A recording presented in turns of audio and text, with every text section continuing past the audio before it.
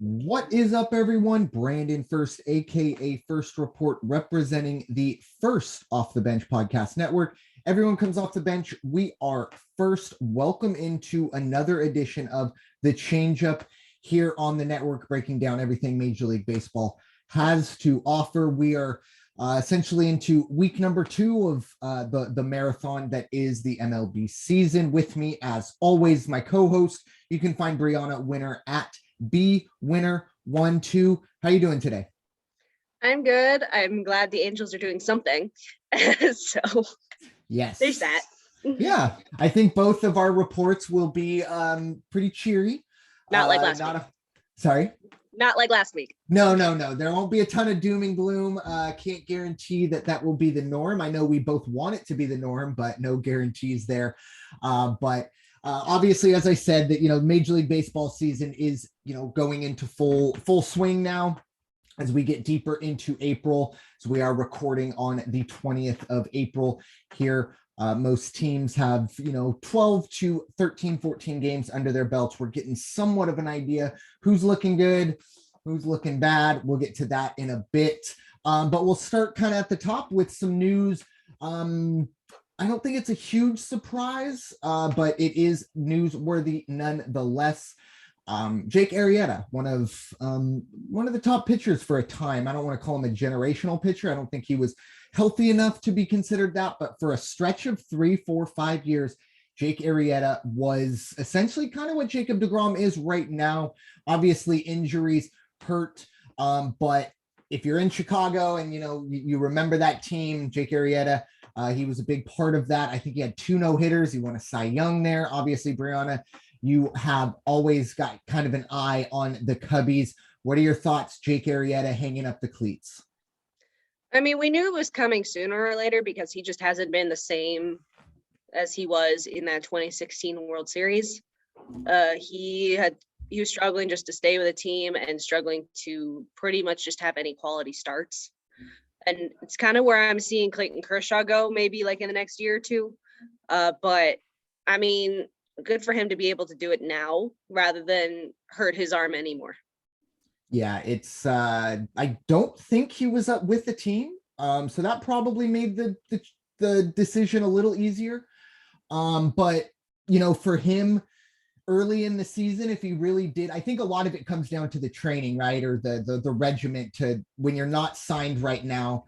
There's going to be a time down the road in the next 2 months where a team's going to need a veteran pitcher, and maybe Jake Arrietta would have been that guy.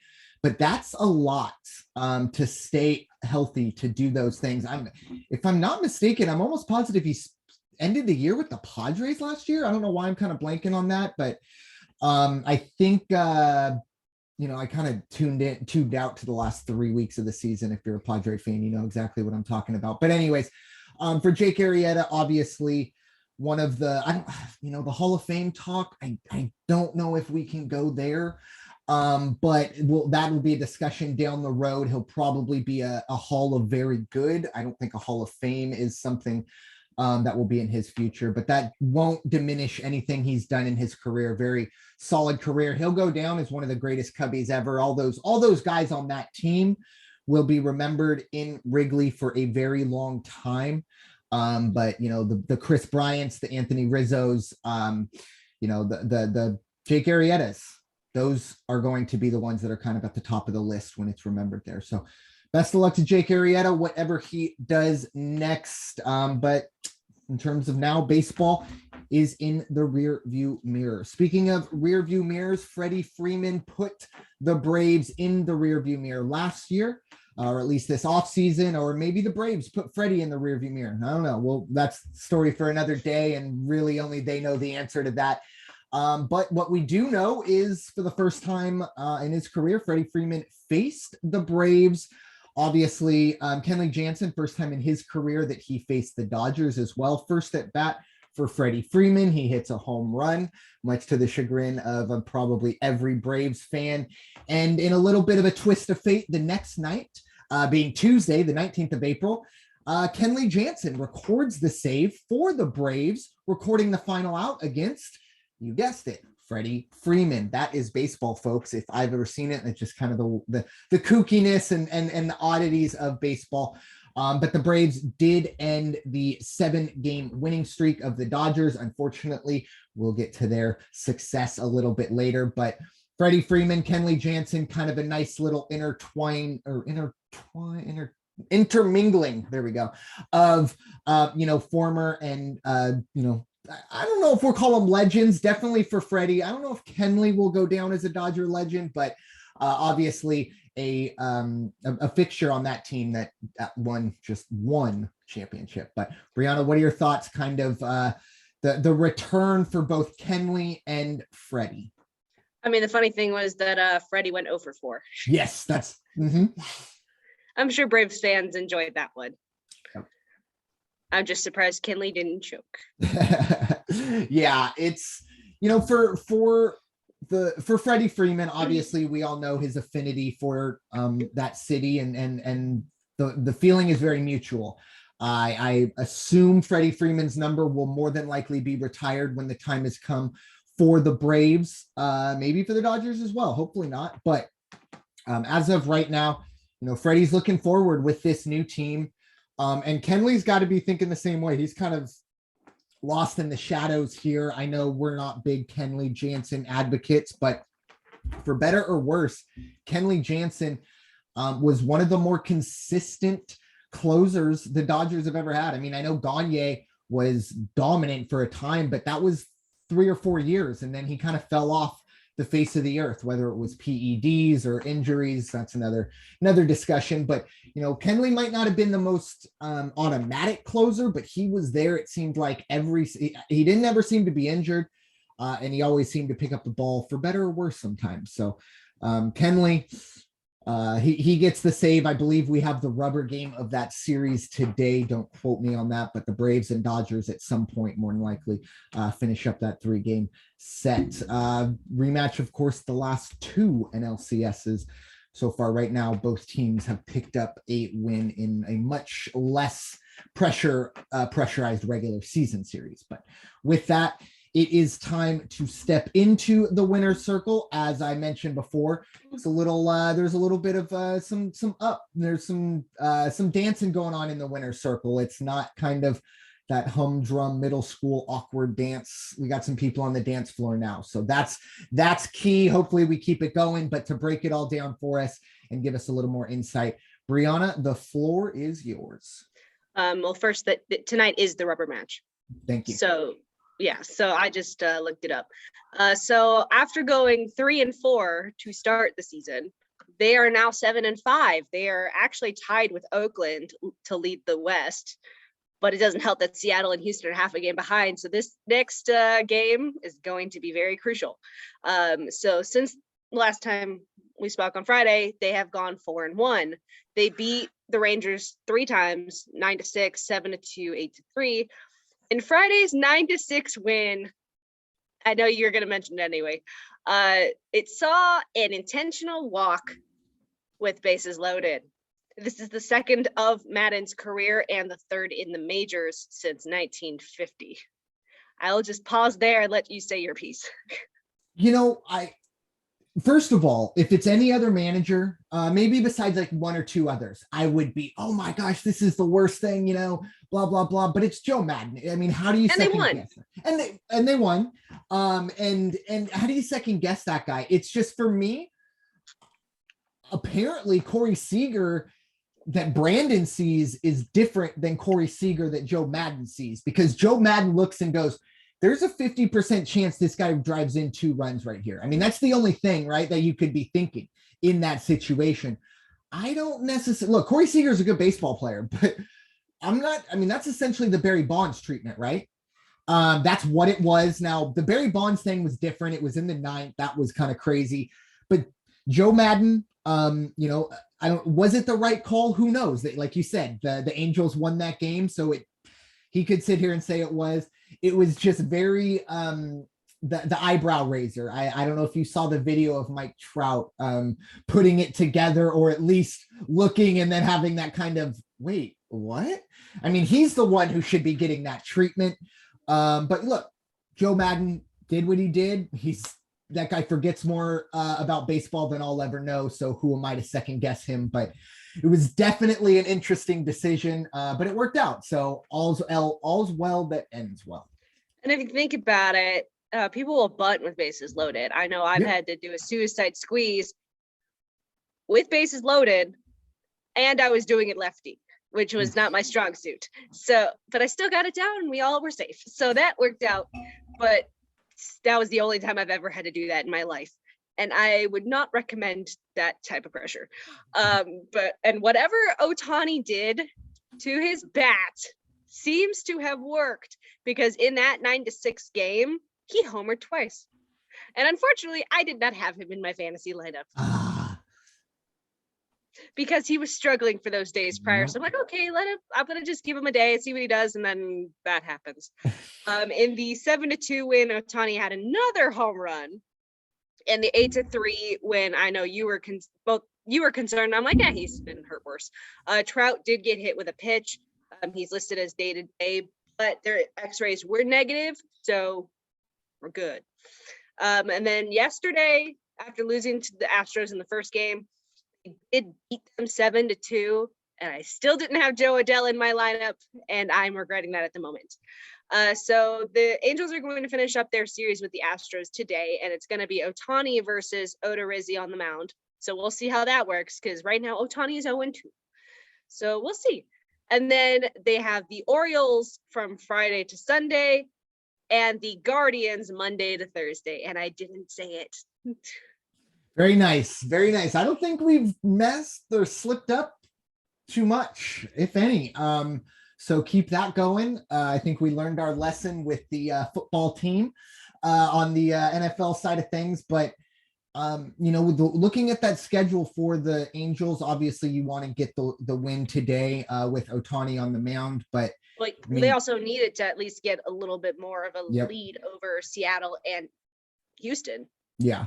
But, looking ahead 7 games against the I almost did it. Orioles and Guardians. That's very winnable. I think if you're an Angels fan, anything less than 5 wins, you got to be a little, you don't want to slip up against the Orioles. Those are kind of the free spaces that seems like this year. But hopefully they can keep that going. But speaking of, well, keep this in mind. Texas is also like the worst team in the American League at 2-8, and then you have the Orioles at 3-8 and Cleveland at 4-5. So if they don't win most of these, something is very wrong. And I will also point out 66% of the Yankees losses, or I'm sorry, 66% of the Orioles wins have come at the hands of the Yankees. Just throwing that out there. They're actually 2-1 against the Yankees. So for whatever reason, doesn't matter who it is, the Orioles seem to have the Yankees number in one way or another. But speaking of just really bad baseball teams, no, we're not talking about the Padres, luckily. We're talking about their opponent that has been this week. It is the Cincinnati Reds. Terrible team, but for the Padres, they've taken the first 2 after a split this past weekend with the defending World Series champ Atlanta Braves. The Padres took game 1 against the Braves in dominating fashion, lost the next 2, and then finished up with a win on Sunday to get the 4-game split for the Padres. They're looking good. I'm not going to lie. The only problem, it's kind of similar to what Bryanna's got going in her division. Everyone in this division right now is playing really well. Obviously, the Padres are in the midst of a 3-game winning streak at the hands of the Cincinnati Reds, who are really, really bad right now. You do have the Padres currently 8-5. However, they sit in technically 4th place in their own division. Colorado and the Dodgers tied 8. Both have 8 wins, 3 losses. San Francisco 7-4. The Padres 8-5. As I said, they have won 3 in a row. Looking ahead for the Padres, a day game in about 2 hours will get rolling as the Padres do go for the sweep over the Cincinnati Reds. And then this weekend, after a Thursday off day, which will be their first one since the season started, the Padres begin a huge 3-game series at home against the bitter rival, Los Angeles Dodgers. Big time measuring stick for the Padres to kind of see how good they are going to be against the team that they're more than likely going to be chasing. I know that the Rockies are playing well, but I don't expect the Padres to be chasing them. But looking ahead to the pitching matchups, Julio Urias will face Nick Martinez on Friday. Andrew Heaney will face Yu Darvish Saturday, and Sunday will be Clayton Kershaw versus Sean Manaea. Sean Manaea for the Padres has been really good thus far. Two really good lefties going on Sunday. The Padres would love to finish up a nice little sweep of the Reds, and if they could take 2 out of 3 from the Dodgers, they would feel really, really good. Some news outside of the team-ish, or at least what will be on their shoulder. The Padres were the first team to actually announce who their sponsor will be next year on their jersey. We talked about 2 or 3 weeks ago about kind of the rule changes and the fact that next year sponsorships will be on team shirts or team jerseys. The Padres will have Motorola, and I know there have been a lot of Padre fans who are freaking out about it. Look, the only thing I can say to that is, look, it could have been a lot worse. The Motorola logo is pretty chill. It's just kind of there, right? You know what it is, but it's not gaudy. It's not ridiculous. It's just black and white. It's just a black and white M. Cool. There's going to be somebody stuck with, a ridiculous logo like this or that. But I know there are a lot of people who are mad logos are on jerseys. For me, it's 2022. The money needs to flow, and I expect more of it to happen. But Bryanna, what are your thoughts? Well, I just want to ask you, what's up with the Luke Voigt? So yeah, I was going to finish off with that. Last night, Luke Voigt, and I don't know if you know who Luke Voigt is or if you've ever seen Luke Voigt, but he is built like a tank. If you were going to start a baseball or a football team with baseball players, I have your middle linebacker, and it's Luke Voigt. He's a tank. And he was trying to score. I think he was trying to score either from first or second. Either way, he got thrown out at home, and his slide, when he kind of did the hands up slide. You know how kind of those big guys have to kind of get that momentum going, so they put their hands up. And his elbow got a little high and hit the catcher, Tyler Stevenson. And then, Stevenson did have to leave the game. The Reds challenged the call. The umpires determined there was nothing really wrong with the slide. It's unfortunate. I've been a catcher. I know you've been a catcher, Bryanna. It happens. It's, he didn't run through him. He did slide. He's a big guy. It's unfortunate. And then, of course, you have the absolute, I'll say it, the absolute idiot that is Tommy Pham, who's going to come out and, first of all, when he signed with the Reds, the infamous quote, "I'm only here for my numbers." That's the only thing I'm here for. I'm not really here to win. I'm only here for me.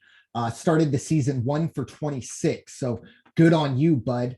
But anyways, I will give him, a little bit of credit. He has had a good series against the Padres. However, after this game, when asked about Luke Voigt, he pretty much said, "Oh, I'll fight him. Muay Thai, wrestling, whatever.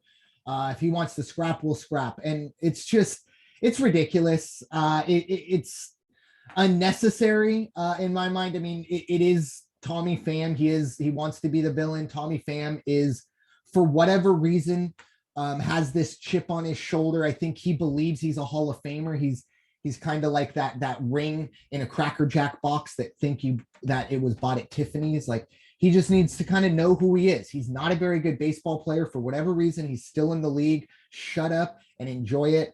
But I would love to see the fight. I'm not going to lie. I mean, I'd pay to see it after the season. I don't need Luke Voigt getting hurt. But I mean, I'd love to see the fight. Highly doubt it's going to happen. And let's just remind everyone that, Tommy Pham, the last time Tommy Pham really did anything of note in San Diego, he was being stabbed in a parking lot of a strip club. So let's just remember that. So moving on with that is a perfect segue into our 3 up, 3 down segment. Still very early, but once again, we are kind of starting to get an idea of what we're going to get from some of these teams. And our first up is maybe one of the more surprising stories out there right now. It's the Colorado Rockies. We kind of gave Chris Bryant a lot of guff for being like, oh, you got a lot of money, but you're also going to take October's off. I will say, I did say the Rockies were going to be better than expected. I still don't think they're going to be a team that's going to challenge for the playoffs, but they're off to a pretty good start. Obviously, they are 8-3.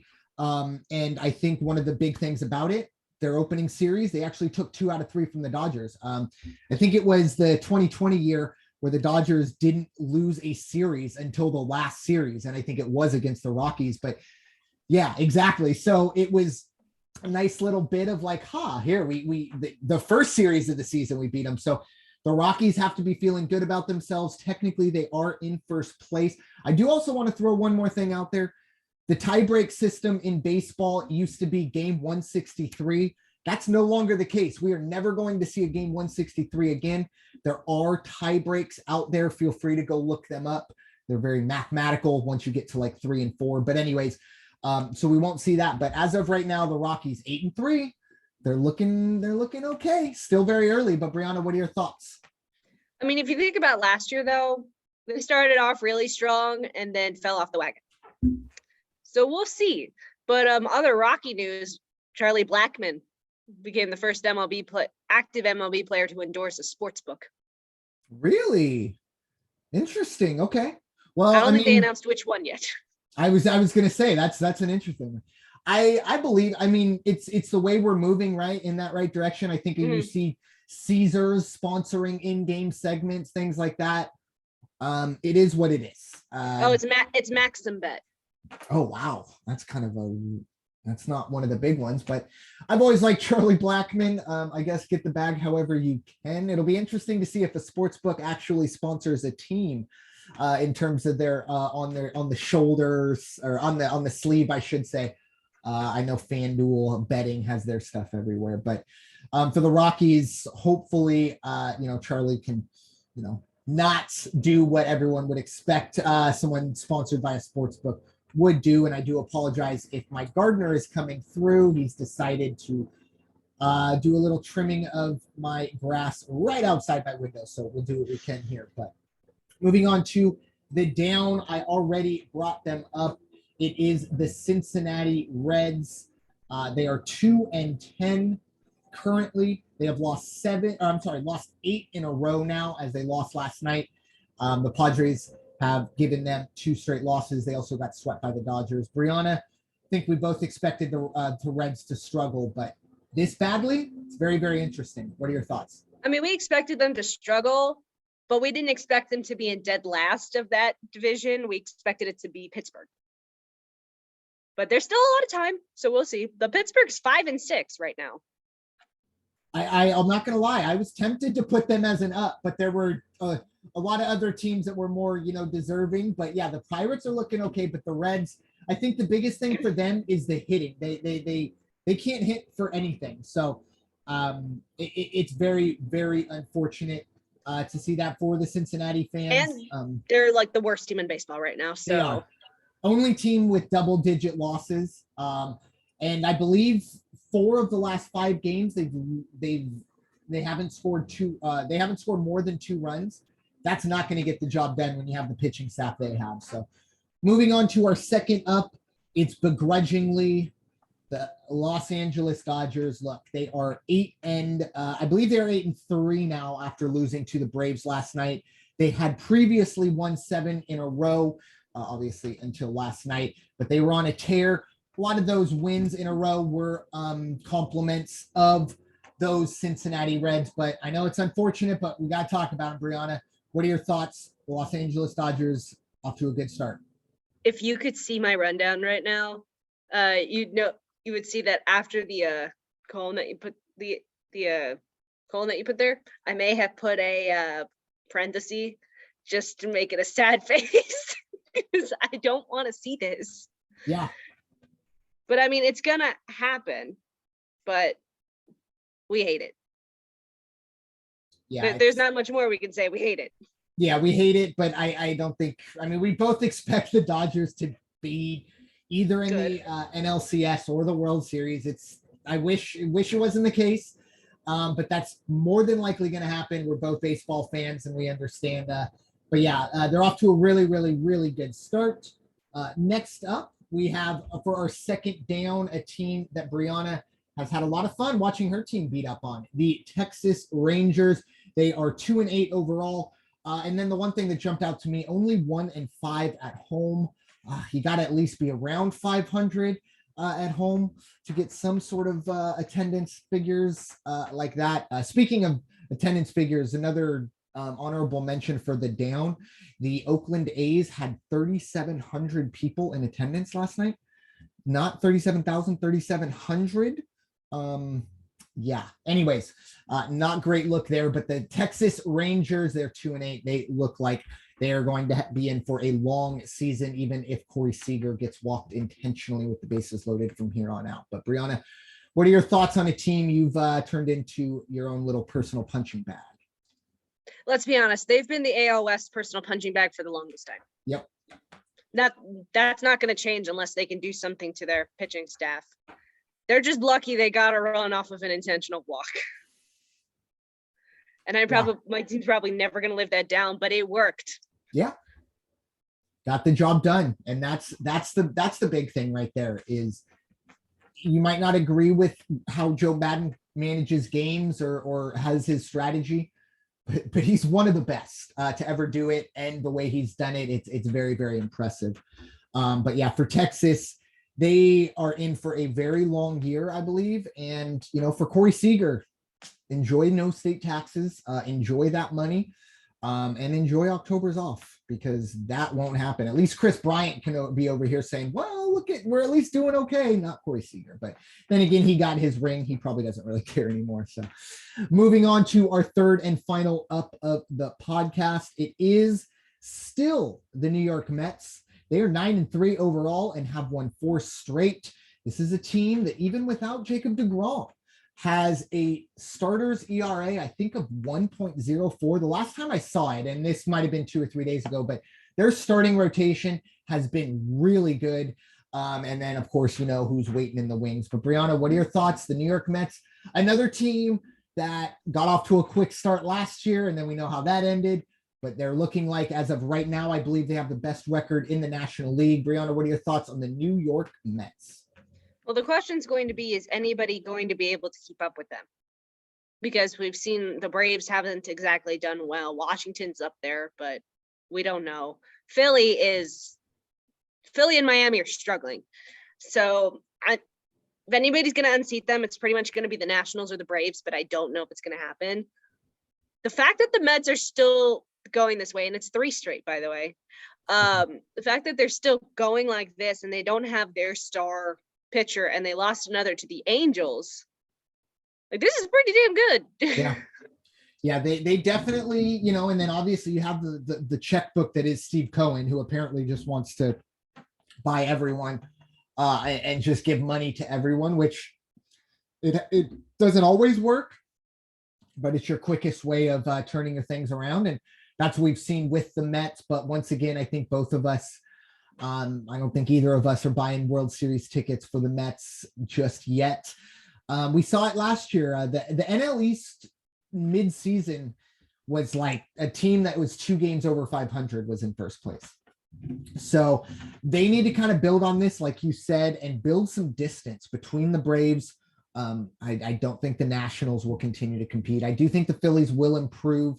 The Marlins are, the Marlins, but I think it will still be a 3-team race. But they're the fish. Exactly. They are the Mets have a great start to things, still very early, but we'll see how that goes.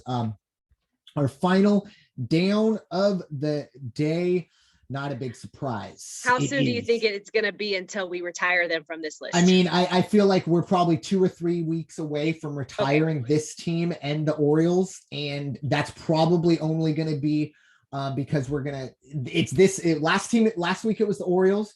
This week it's the Diamondbacks. More than likely next week it'll be the Orioles, and then it'll be the Diamondbacks, and then we'll retire both of them from there. But right now, it is the Arizona Diamondbacks. This is a team that's not very good.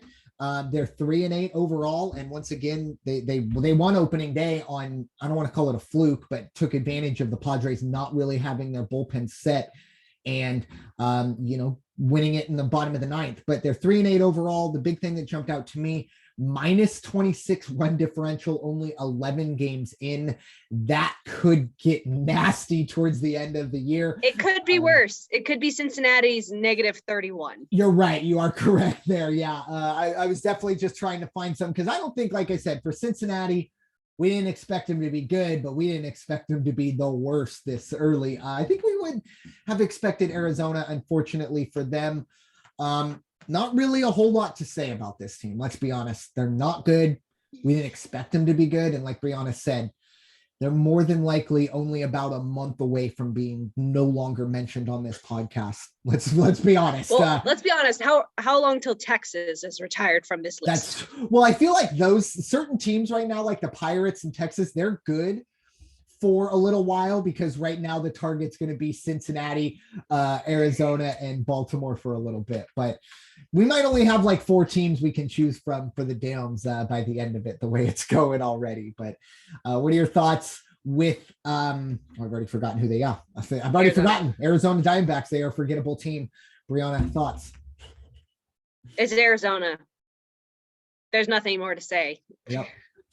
Yeah, it's really unfortunate because, obviously it's a franchise. I don't want to call it a proud franchise, but they have some history there. It's a nice ballpark, but it's really, really, really tough if you're a Diamondbacks fan. You have to just be sitting there shaking your head, wondering when the misery will end as they look for another. Look like they're going to lose 100 games again. But that is all we have for you here on this edition of the Changeup. As we get deeper into Major League Baseball season, Bryanna, final thoughts as we get ready for the weekend. Angels, let's take this series from the Astros, please. I'll kind of piggyback on that for the Padres. Let's get the sweep against a bad baseball team, the Cincinnati Reds. Yours is bad. Mine's good, though. Yeah, that's true. Very true. But I'll have my good this weekend when the Dodgers come to town. And obviously, if you've ever seen a crowd in San Diego, when the Dodgers are in town, there's a lot of blue, much to my chagrin, but it is what it is. I don't go to those games for that exact reason. So hopefully the Padres can quiet the blue in attendance this weekend, take 2 out of 3, and just keep playing good baseball. It's still very early. And we'll see how it goes from here on out. But for the Padres, beat the teams you're supposed to and compete against the ones that you should as well. 2 out of 3 against the Dodgers would be fantastic. Just don't get swept. But with that, leaving the negativity behind, hopefully the Padres get 2 out of 3 and finish off the sweep with the Reds today. But thank you all so much for listening to this edition of the Changeup presented by the First Off the Bench Podcast Network. Everyone comes off the bench, but we are first. Thank you all again so much for listening. It's time for you all to go wash your hands and stop hating everybody. We'll talk to you all very soon. Take care.